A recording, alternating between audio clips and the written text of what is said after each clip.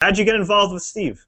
What happened was Steve came up here to do a show called Damage up here in British Columbia, and they already had a stunt double for him named Kevin Rushton. And Kevin's a better stuntman than I ever was. Kevin's awesome, but physically, from the neck up, he was a good double for Steve. From the neck down, not so good.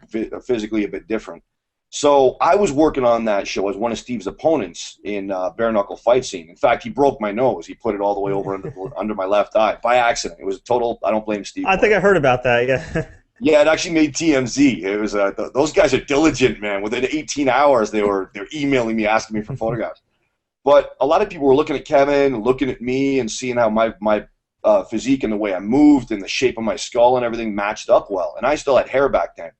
So shortly after that, he came back to make a movie called The Stranger, and a buddy of mine, Laura Chartrand, was coordinating it. And he said, "Look, come on in. We want to look at you for this."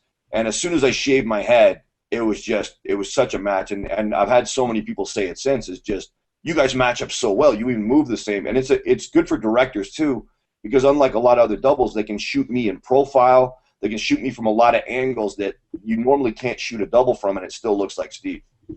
And obviously, he's definitely one of the greatest of all time, one of the biggest draws in pro wrestling history. You've been around the block. You're a former wrestler yourself, but even around him, were you in awe at first, given the fact that that is Stone Cold Steve Austin, the guy who was the face of WWE during its most money-making time?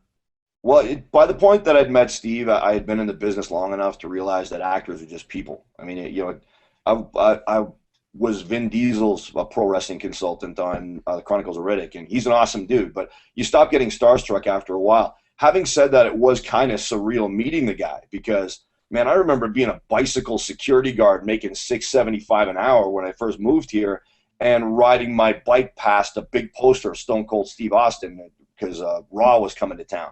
And so, yeah, he is the biggest moneymaker in the history of this business.